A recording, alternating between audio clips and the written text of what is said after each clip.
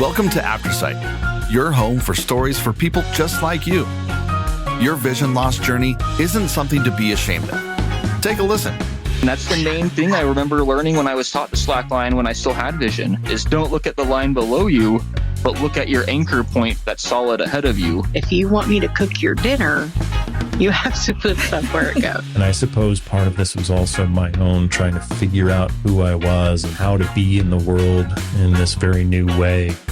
I would say a potted plant, because I get sad when the flowers would wilt, eventually. I'm going to say fresh cut flowers, because then I don't have to worry about killing a plant. I'm really bad at taking care of. These people all have the same thing in common. You. Their stories are for your encouragement, your determination, and your inspiration. This is Aftersight. Hello, everybody, and welcome back to Aftersight. I hope that your 2023 is off to a bang. I, of course, am your host, Penn Street. I come over your airwaves week after week. Today, I have had the honor of meeting and actually having a conversation with our guest, and so impressed with her and the lives that she has changed and continues to change. I've interviewed so many amazing human beings on this podcast, but today, introducing today's guest is a moment that I really, really thought that I could only happen in my dreams. So I want you all to sit down and get comfortable. I don't want you to multitask today when you are listening to this podcast, and you'll understand why. When we come back, we have the one and the only multi-Grammy winning Diane Shore, who goes by Deeds, which I'm glad that she feels comfortable that I call her Deeds.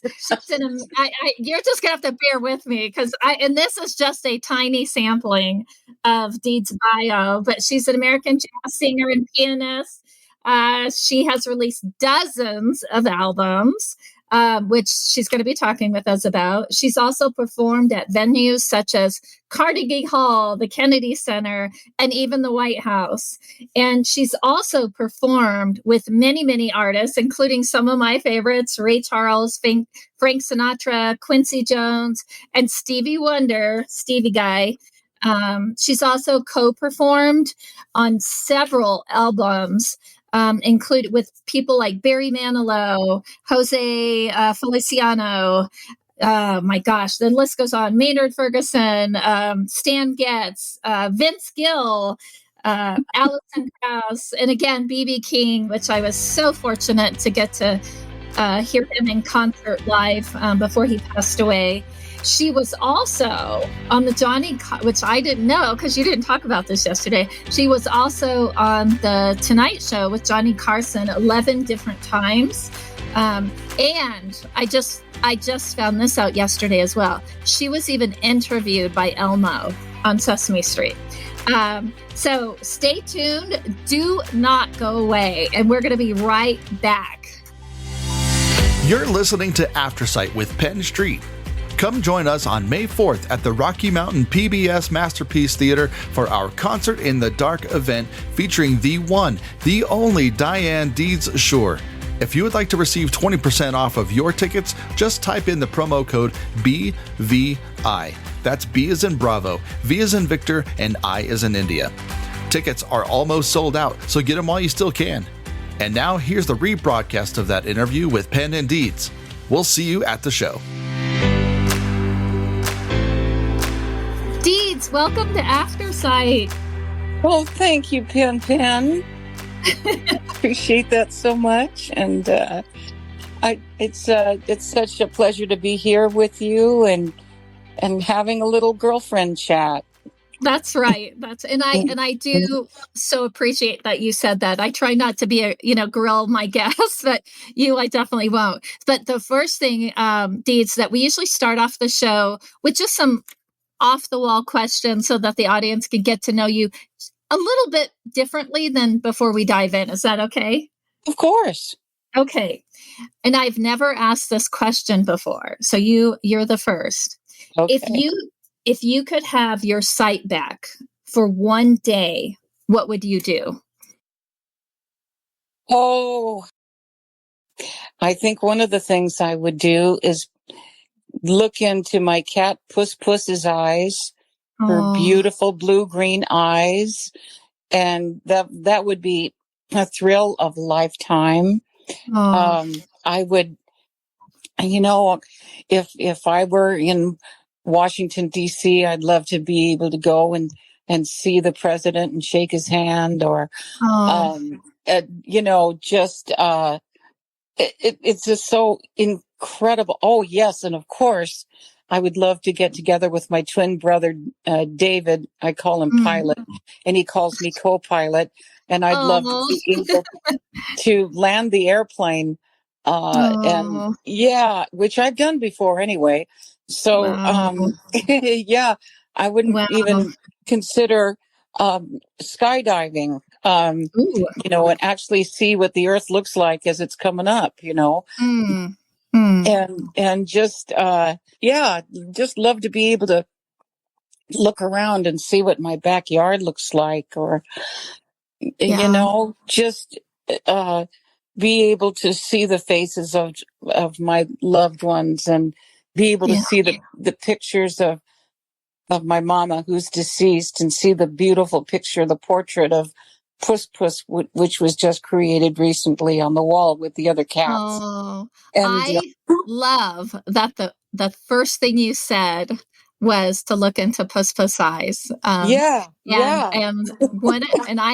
I definitely want you to dive more into that, because I loved hearing what you said yesterday of how important cats are in the world, that dogs get all the credit, but cats. So I have another question is what would your career have been if you weren't a singer, if it hadn't gone in that direction? If I weren't a singer? Yeah. I probably would have still been a piano player, most likely. I'm not sure if I would have gone as far as I have with the combination of both. Yeah. That's great. That's great. And then I always, I don't know if Jonathan told you this, but I always ask my guests, if you had a theme song, what would it be? So when you walk into a room, that's the song that would be playing. I think the song that I would love to hear is the theme, not the actual coming on air theme, but one of the themes to Lost in Space. Oh, because it starts, that's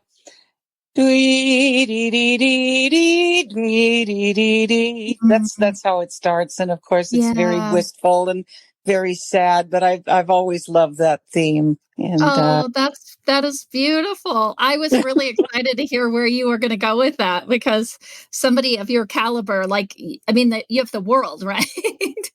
I guess. So that's Lost in Space. I love that. Yeah. Go ahead. Yeah. I know that, you were born with your vision loss due to retinopathy of prematurity, which basically means that you received too much oxygen as a newborn. And I think yesterday you mentioned Stevie Wonder, that was also the cause of his vision loss. And I have so many friends that is how they lost their vision. Do you remember as a child, and I'm guessing it's a child, when you actually realized that your vision was different than others around you? And can you tell us a little bit about that? Oh, let's see. I remember when I was 2, being in the hospital. It's a little bit vague, but this is still when I had a lot of refraction in my left eye, light refraction, and I could actually see, there was a big fluorescent light right above me, and because I had double pneumonia. And then later on, I think when I went to the State School for the Blind is when I realized that I was definitely different somehow from other sighted people. Do you remember what it was like when it sort of dawned on you that your vision was different? Oh, I think the mere fact that I had to go to a school, which wasn't public school, I think that kind of dawned on me even then when I was 4.5. Oh, because your brother couldn't go to that school, right? No, he went to regular public school. Yeah. Although he has a hearing deficit for some reason. And so so it's just really interesting that, my brother and sister stayed home and I went to school. Yeah. And I think that was one of the foremost differences that I could discern even back then. That you could remember. Okay, Yeah. so Deeds, I got to hear your beautiful kitty cat yesterday over the phone, and during our conversation that we had, you mentioned yesterday, we talked about guide dogs a little bit. I have a guide dog, Beethoven, and but you shared that cats really do help blind people, and that's not talked about enough. No. And can you share a little bit about that and what the role that Puss Puss plays in your life? And sure, I'd be more than glad to elaborate, Pan. Yeah. I hope you don't mind me calling you that. It's just I have been telling everybody that Deets has a nickname for me. It's Pen Pen. So no, you go ahead and call me Pen Pen all you want. Oh, thank you, sweetie. With regarding cats, Puss Puss is very intuitive. Now, a lot of people know that cats are very intuitive, but she is to an extraordinary point, because one of the things, she acts differently even before an earthquake happens. Like, unlike most cats, they'll run away under the bed and whatever for their own self-survival. We had a very minor earthquake 2 days ago, but you know what? Puss Puss was on the bed. She didn't move. She didn't get up or anything. And then I started to lose my hearing 6 years ago. I was diagnosed with Meniere's disease. And that is, you know what Meniere's is, right, Pan Pan? I do, because I was also diagnosed probably mine was a little bit longer than that, about 8 or 9 years ago. But yeah, well, the deal is that I think Puss Puss knew before I did there was something wrong. Because she started with in my left ear. I mean, I can still hear okay. It's just some of the vowels are the consonants are missing. Let's see, what is it? F, K, S, T, and TH are the ones I think that they're consonants. They're the ones. Yes, I cannot hear them with my left ear. Wow. They're gone. And so what I'll do sometimes is I will, just to see, I'll plug my right ear and then see, with watching a television show or whatever, if I can hear from my left, and it's nothing but mumbles. I cannot discern a lot of words unless they speak really clearly and slowly. Now, booking agents and such, don't you get the wrong idea about the D's. I'll tell you right now. So that's right. Yeah, but Puss Puss started, and she's asleep on my left right now. She's, her tail is wrapped around her and she's sound asleep. So you probably won't hear a meow, but she started coming up on my left-hand side, the side that, doesn't have as much hearing. And every time she does, and, and every time, and it's amazing. It's like she knows that, cats are really a trip. In fact, there's a wonderful book by David Dosa, MD, about Oscar. It's called, Making Rounds with Oscar, an extraordinary gift of an ordinary cat, who visits these residents at this, this old folks home. Well, it's actually a home for people with dementia. And he visits them while they're dying. and he knows intuitively who it is, and it's amazing. He just sits it out with them, or just lays with them as they're, exiting this world. Let's just say it's a really good book. I've actually heard about that on the news, different stories about cats living in, senior living facilities, and the cats know that, they kind of watch over the person until they pass on. Yeah, and they so do. So it makes sense that Puss would know, like, be intuitive, that you can't hear on the left side, and she kind of like, hey, I'm here, and doesn't want to startle you because you can't Right. Well, hear I can her. hear on the left side, but it's just not. For instance, on my right side, I have a quartz watch. I used to have watches that wound up. You know what I mean? I mean that I remember. that dates me a lot, but still, because I'm 69 now, I'll be 70 in December. But now I've got the quartz watch, and they tick very softly. If you put it to your ear. And I noticed I can do that still with my right ear, but I can't hear it with my left. And wow. yeah, so, but Puss, she's, they're like dogs in the fact that they know if you're very sad or upset. She'll just get on my chest and plop down and purr and lick 'em hand, and just is so sweet. And she usually hangs out a lot of the time in the guest room, which is right across the hall from my bedroom. We call it the Puss room. Oh. In fact, we have a security camera that says motion detected at your Puss. And That's awesome. That is so awesome. So does she, like, I know with Beethoven, if somebody comes to the door, even before they ring the doorbell or even knock, he knows they're there, and he alerts me that they're out there. And does Puss, does she notice what's going on outside the house as well? Yeah, she was on the bed, and then as soon as the doorbell rang, then she jumped off because she knew it was somebody at the door. So, oh, cute. Yeah, it's just really cool. I just love her so much, and she's 15 now. She's a beautiful blue point Persian, and you saved her. You saved her. I did.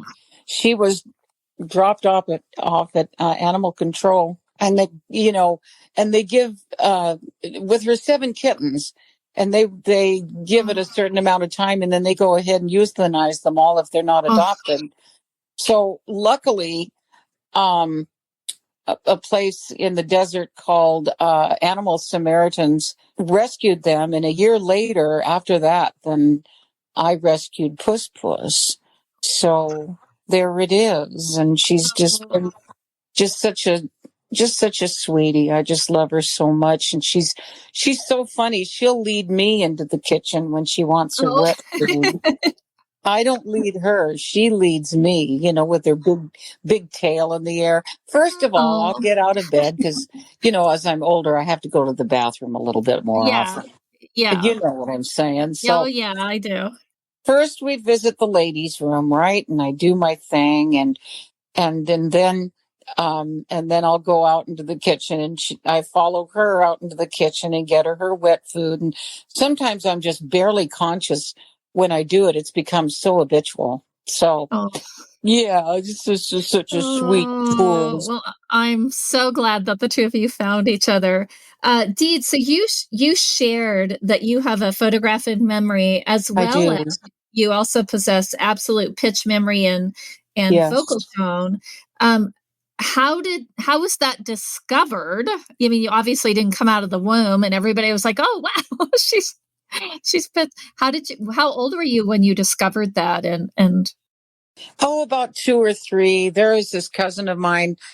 His name was Brian Calkins, and he would say, "Oh, this is the key of G." And I'd say, "No, it's not. It's the key of it's the key of E flat. It's not Ooh. G. And I couldn't be fooled no matter how people tried. I've just always had Wow. that ability, you see. So Wow.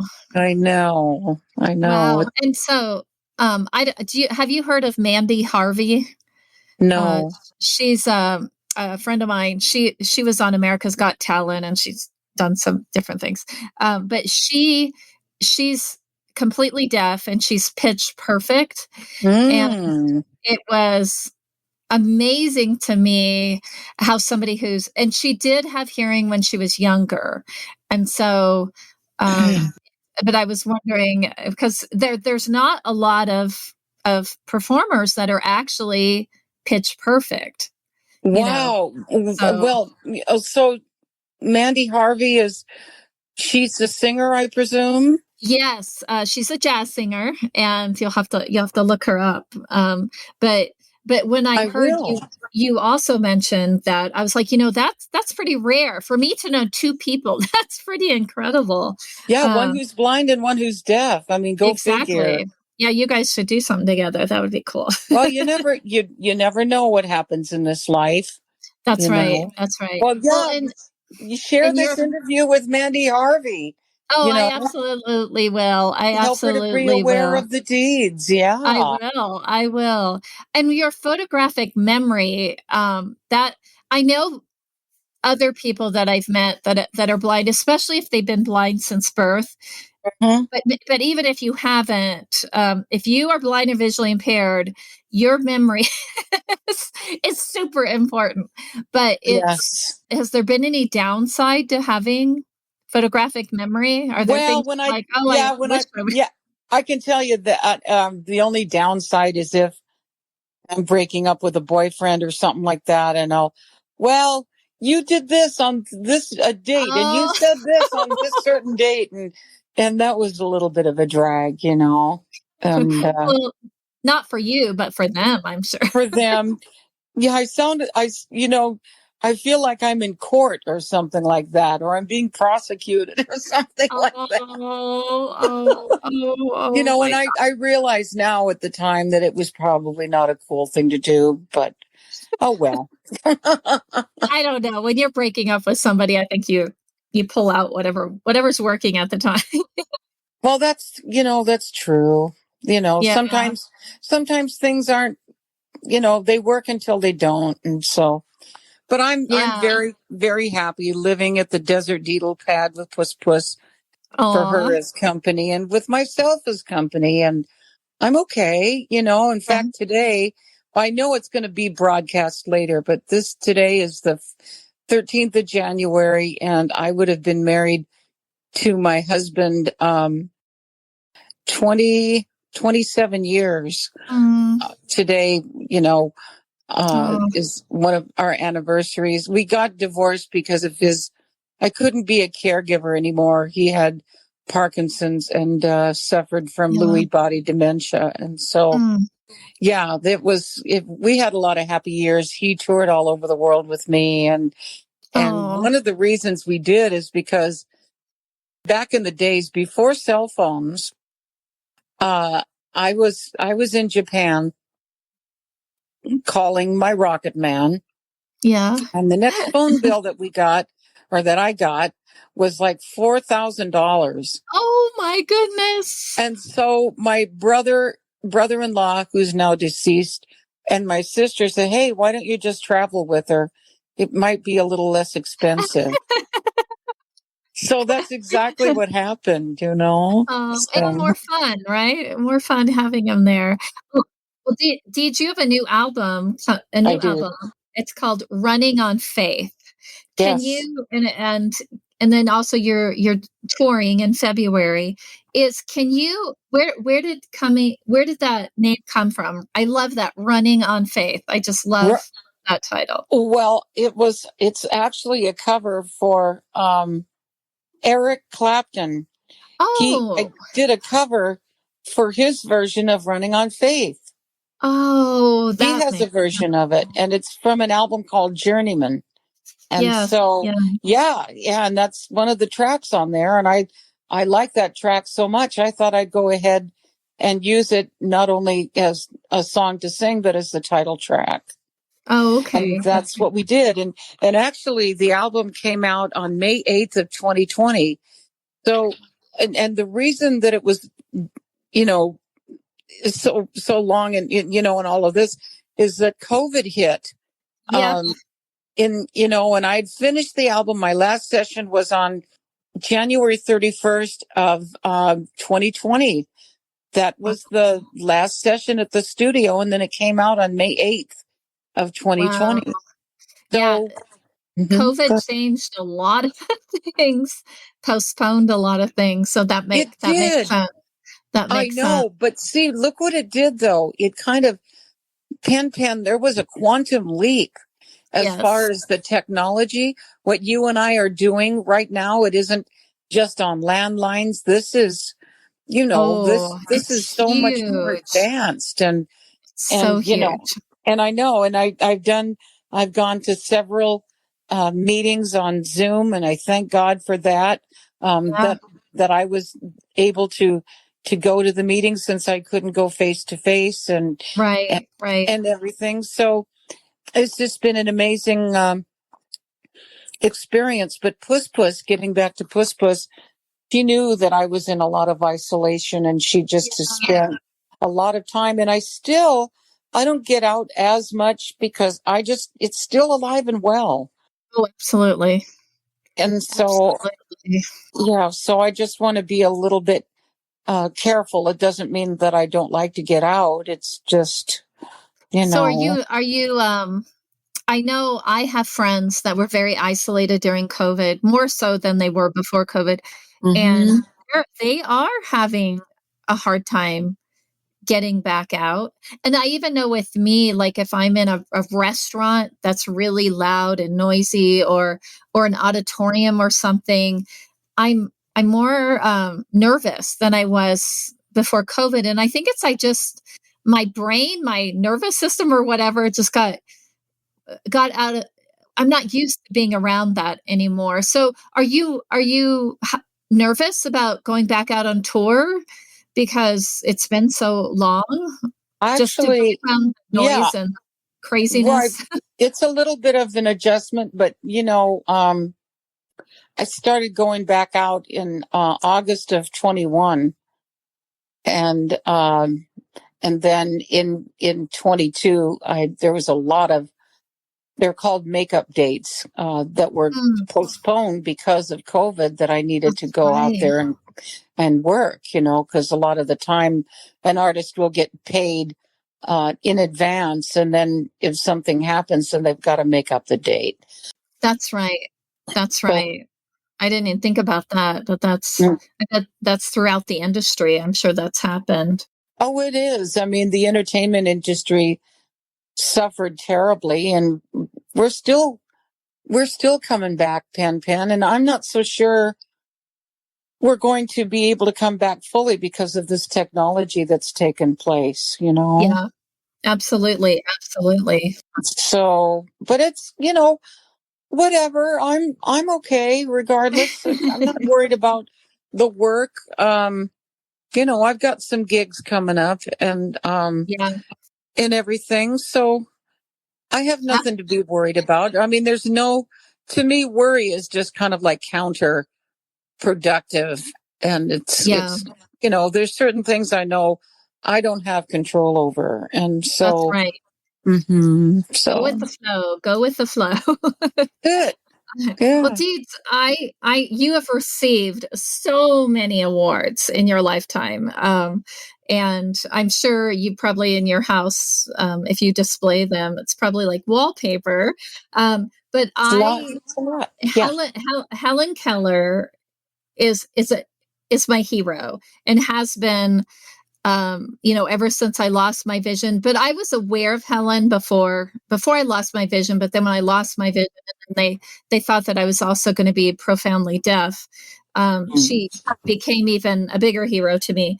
But I noticed that in, I think it was 2000, when you were awarded the Helen Keller Achievement Award by the American Foundation of the Blind, I was awestruck. How did that feel? I mean, to me, that award is from your peers, right? It's from the blind community and what Yes. you've done for us. What was that like for you? It was remarkable. I have the plaque, and actually the plaque's in Braille. Oh, of course it is. Of course they it sent me. Yeah, it's so cool. And the one and only time I was in Time magazine, believe it or not, I was interviewed, and that was really cool, And I've been interviewed a lot, but when you get to Time magazine, that's pretty cool stuff. That's pretty big. That's pretty big deeds. Mm-hmm. It is. Oh. So, yeah, and the Grammy Awards, of course, that was very special. Yeah. The 2 Grammys that I got in 86 and 87, for the one in 87 was for Best Female Jazz Vocalist. Yeah. With the Count Basie Orchestra. Actually, I'll be performing with the Count Basie Orchestra in Boston, May 20th. That's right. I saw that on your schedule. That's amazing. Mm-hmm. I'm really looking forward to that a lot. So, yeah. So, what? Yeah, go ahead. I love that the 99.9% of the awards you win, it's not because you're blind. It's because you are the best. You're the best. And it's not, it's not you're the best blind person. You're the best blind woman. It's because I guess I'm best and blessed. Yeah. Yeah. Absolutely. I just didn't let what I like to call my inconvenience get in my way of the things that I wanted to accomplish. I just didn't. I refused to let that happen, regardless of where I was, and it wasn't always easy because I was struggling with alcoholism but I have been sober for 33 years and counting, and so that's almost half my life. Yeah. Do you mind sharing? I too. I've shared this on the podcast that I'm. Mine was 1987 when I was my last drink and drug, and yes, and I have been talking to a lot of people who are blind and visually impaired, and it really seems that it's sort of rampant in our community, addiction, and I personally know why, but what was your shift? Do you mind sharing your shift? Oh no, I don't mind at all. I don't mind a bit. Well, as I told you, Pen, when we recently talked, I tried 2 suicide attempts before I stopped tipping and tripping. And the last one I tried, I was going to jump out my living room window. I was on the 3rd floor, and I was going to jump. And Donald David, remember I was telling you about Donald David? Yeah. He stood in the way of that. He didn't grab for me, but he just stood there. Just stood there, and that stopped me. And I just, all of a sudden, I just broke down, and I just sobbed and sobbed and sobbed, and I fell into his arms. And I remember on PBS in the background that was playing was the Hank Williams Jr. story. Yes. And I remember that so vividly. And then I went ahead and spent the next couple of days detoxing by myself in my condo. Oh, Lord. I cannot imagine. And not only that, but I would if you saw My Name is Bill W., he would smoke cigarettes. I'd quit in 87. I quit smoking before I quit drinking, but he would go from just sitting there like in a catatonic kind of state. And then, and I did that too. I was catatonic. I couldn't move. Oh, sweetie. I couldn't respond to anything. And I remember that so well. And there's a guy who's no longer living who got sober about a year after I did, about a year before I did. He's the one that actually 12-stepped me. And he said, Deedly Weedly, do you think you might be an alcoholic? And of course I go, I don't know. And then when I took a look at that, it's like, yeah, that, I was interested in Days of Wine and Roses and Come Back Little Sheba and all of these things. And now I kind of like understand why, because these people were having kind of like the same experience as I was. Yeah, and absolutely. being a blackout drunk and all of that, kind of stuff. And yeah, it's well, the business. I mean, the music business. Oh, I know. When I was on American hard. Bandstand with Jose Feliciano, I had a soft boot on my left leg because I'd broken an ankle on the 1st of January of '86. Oh my goodness. Yeah. And so, and of course I was taken to Harborview Hospital in Bellevue, Washington, and that night and all of that. And I on the Grammy show that I was telling you about with all those people, with Sarah Vaughan and Joe Williams and Bobby McFerrin and Buddy Rich and Gary Burton and all of these folks. I was standing on a soft cast, and so so it's been quite an experience. And ever since that shift happened, I mean, no matter what, divorce, marriage, divorce, everything, broken relationships, blah, blah, blah. Yeah. I have consciously decided not to pick up a drink or drug. Yeah. No matter what. I'm a proud member of the no matter what club. I love it. I love. Well, and I think Puss appreciates that, but definitely all your sober friends appreciate that as well, because you're not the same person. I'm not the same person when I'm using. Well, we're responsible, but at the same time, we have a lot of paradoxes. Absolutely. It says in a piece of literature, which I choose not to disclose, it says we are not a glum lot.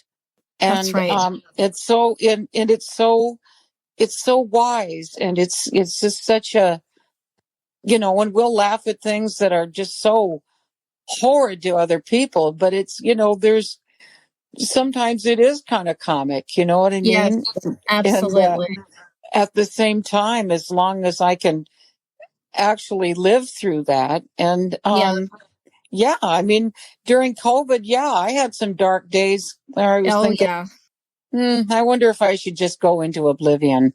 And but luckily I have wonderful supportive people.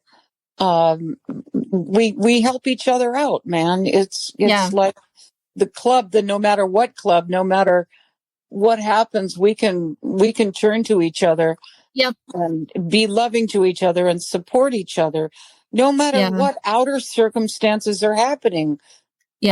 Whether it's in the United States or worldwide, I keep thinking to myself, okay, no matter what's happened, I don't have control over it. That's right. That's right.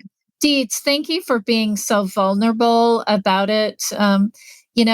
I think with addiction that's one of the things that keeps us safe is to share, because I know for myself, if I keep that a secret, it's so much easier for me to think about going back down into that dark hole, where if I'm honest and new friends and acquaintances know that, I'm a recovering alcoholic drug addict, that's not even on the table anymore, I get it.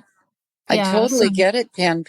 And I'm very, I have a choice to be able to get myself out of a funk anytime I choose to. Yeah. Anytime I choose to. And that's the beauty of it, because when I was in alcoholism and drugs and stuff, I was more or less hostage to it.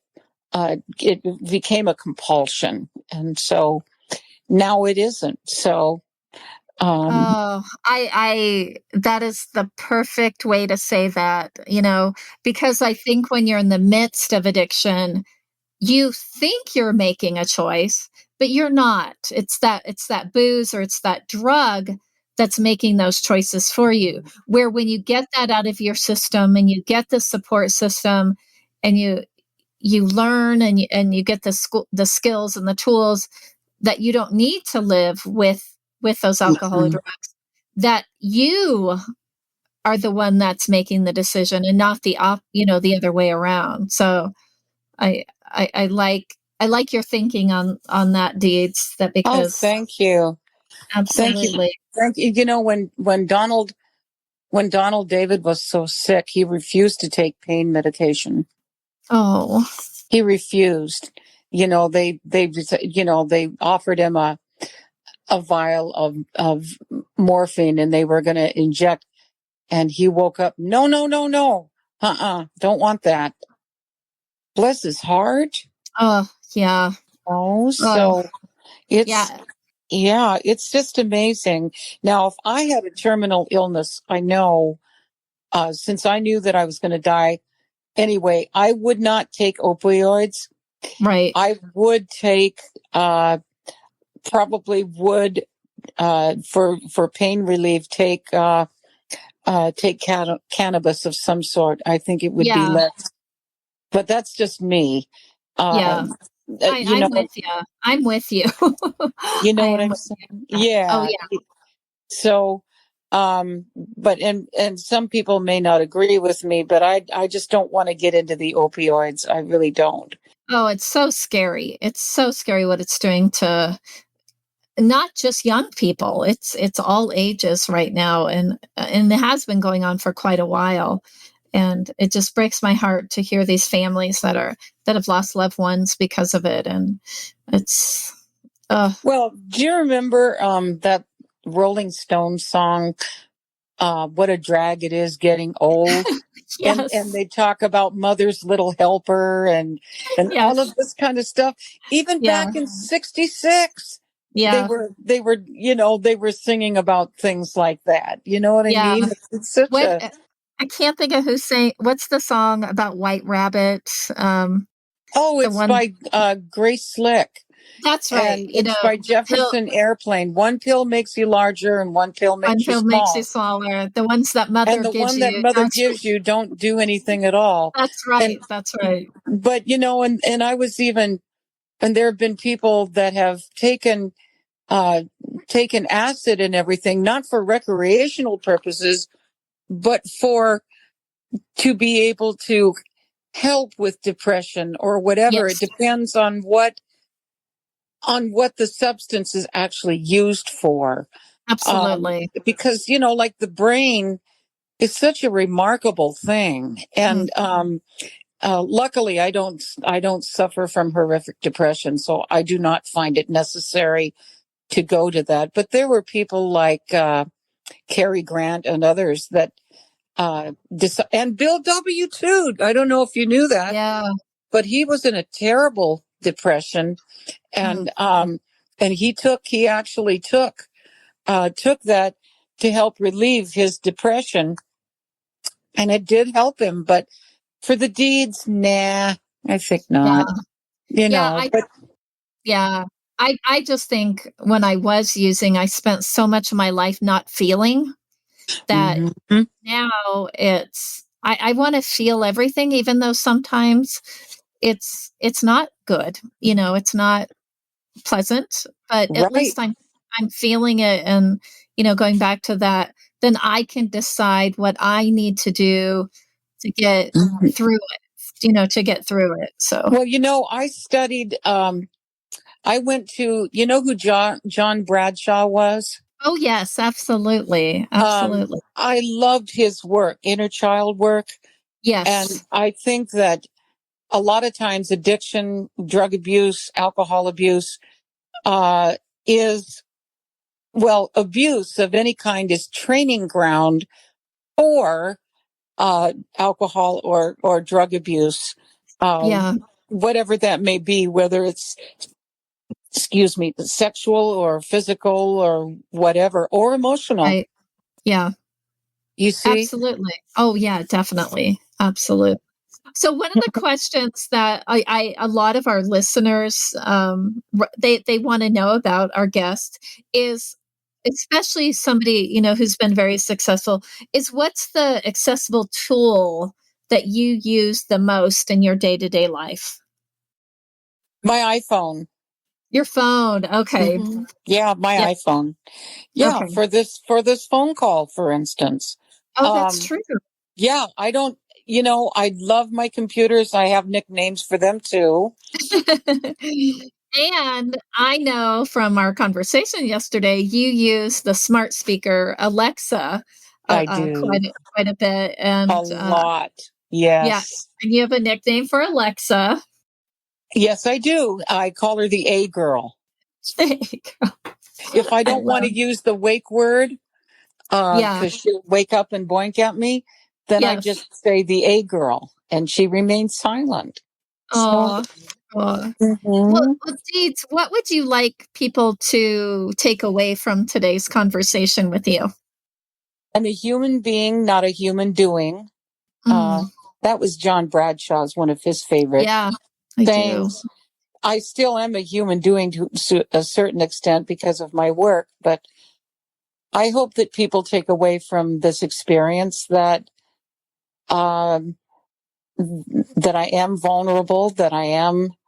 I want to strive to learn new things. That what is that expression? I'm a human being having a spiritual experience, or is it the other way around? Mm. The spiritual. Well, you know what I'm trying to say. Yeah, I do. I do. Yeah, and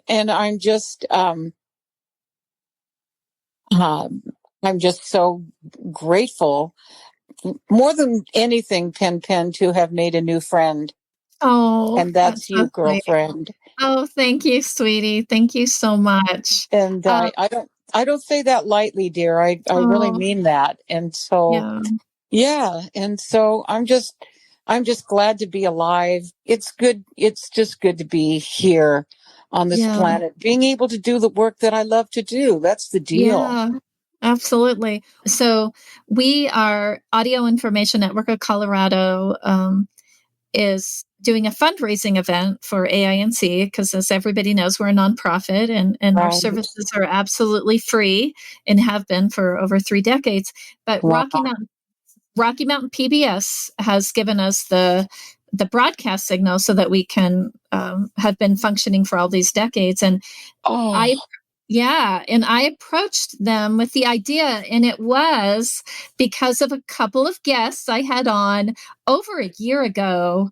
Um, they're two young ladies that live in Denver that are musicians and singers, and we talked about how do they what has become with music. It seems like music has for some reason shifted from being an audio, something you experience audibly, versus now it seems like everything's visual. And when you go to concerts, it's all the electronics, and I mean, I don't even know what there is, but I guess when you go to a concert, it's so visual versus yeah. having people there actually listening to the artist and the musicians and feeling it. And I said, oh my goodness, we should do a concert where people are forced to maybe forced is too big of a word, but that they can experience the music without having the interruption of using their eyes. And so these two young ladies, they said, yeah, let's make it happen. So I have been trying to get it off the ground. And recently I was doing another project with Rocky Mountain PBS, and I kind of threw the idea out there, and they loved it. And I even met with them yesterday afternoon, and Deeds is interested in being part of this project. So Mm-hmm. we'll definitely be talking about it more. coming up on the show when we get the date set. It will be in Denver at the Rocky Mountain PBS station in their new building. They have a beautiful, beautiful event center.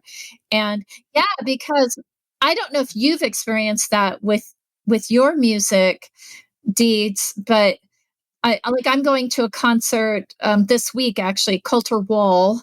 Some friends are taking me, and I'm actually concerned a little bit about, am I going to miss most of the concert because is it going to be visual? And I mean, you know me, I'm going to sit there, stand there, dance there in place and enjoy it. But how much of it am I missing because I can't see? Are you talking about the choreography or the lights? Or I think all of it, you know, like even what they wear, you know, I always figured they probably dressed up like with you. I'm sure your makeup and your hair and your beautiful costumes that you wear on stage. But that doesn't enter my head when I go to a concert. What comes into my head is listening to the music, feeling the energy, hearing the stories that the artist tells. It never occurred to me, you know, you don't know what you're missing until you know what you're missing. Well, I didn't know that concerts were all about visual. But then when I started talking to my sighted friends, the things they talked about were like what you said, the light show, the choreography, the dancers. And I'm like, but that doesn't have anything to do with the music. They're like, well, yeah, it does. And I was like, oh my goodness, have I been missing out all these years that I didn't know? So we want to create a space for people to come, and we will hand out blindfolds, you know, like, you know, kind of like the sleep masks that people wear. And it's not going to be mandatory, but we are going to ask people and urge people, you know, put those on during the performance so that you can experience it through your ears and the feeling of what's going on, and it'll force you to listen more than if you're visual. Well, you know, in the format of music that I do, Pan, there isn't all that choreography. There's basically either a big band or there's, you know, a trio or quartet. And we don't, you know, yes, we have a light that, you know, that may go on or off or whatever with a light person, but we don't have dancers or whatever. I'm sitting at the piano most of the time. Sometimes there may be a piano player and I'm sitting center stage, but it's pretty simple compared to some of these acts. And so I don't mean simple in an icky way. I just mean there's not all that other stuff. And it's just really cool. And some of the, you know, the bass player a lot of the show will be acoustic instead of electric, and all that kind of stuff. So, yeah, so it's, and there's a lot of musicians that actually, well, you know, the late Jeff Beck, for instance, I took time to listen to some of his work. You know, and it's now looking at it in retrospect, I had a wonderful time experiencing the different tunes that he did and everything. So, but I think it's a remarkable idea, to see how far that goes. I've been on PBS many times. You were talking about Elmo. Yes. There with Elmo, and I've been to the White House. I did a performance at the White House and a couple of times, and all of that kind of stuff. And that was on PBS, so I'm very, very familiar. The first concert that I did was in '82 with an all-star jazz concert, and you can find it on YouTube. We jammed on Summertime. That was at the end, and then Nancy Reagan came trotting up and put her arms around me, and I I said, who is this? And she goes, Nancy Reagan. And I whisper back, oh, that Nancy. And and everything. So, just a lot of wonderful experiences. And I think that would be wonderful PBS to be able to somehow, if we can get this off the ground, let's see if we can make it happen. Yeah. Let's do it, Deeds. Let's do it. And I did want to share for everybody, go to Deeds' website and you can find out more, about not just this latest album that came out, but all the other ones that are on there. And then also, where you're playing. You have a tour coming up in February, and then you mentioned the Boston experience. I think that's May. Yeah, that's May 20th. And absolutely. Absolutely. Yeah. And that website is, you go to DianeSchur.com, and that's DianeSchur.com. And we'll make sure that that's in the podcast notes so that, it's easy to find with your screen readers or your eyeballs. You can use your eyeballs if you have it to find it. So, well, Deeds, this has been such a treat, and I love that this amazing friendship has begun with us, and I can't wait to see what comes of everything. There's so many exciting things with you, and I was looking at your tour, and I was like, I wish there was something closer to me. Things happen all the time, and be in Denver or thereabouts one of these days. We just don't know when yet. That's all. That's right. We absolutely don't know what's around the next corner. That's for sure. Well, isn't that kind of the beauty of life, Pen? Oh, it is. Thank you, Deeds. You're welcome. This has just been such a gift. I also want to, thank everybody at Audio Information Network of Colorado.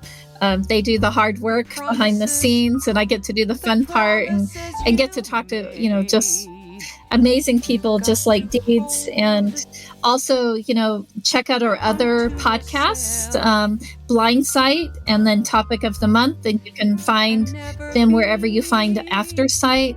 And, remember that you can donate to Audio Information Network of Colorado. Your donations keep our doors open and our programs flowing. And that's at aincolorado.org. And it is completely tax deductible because we are a nonprofit. And remember to be kind to yourselves this week and find a way to be kind to somebody else. It's good for your soul. And we will see you next week.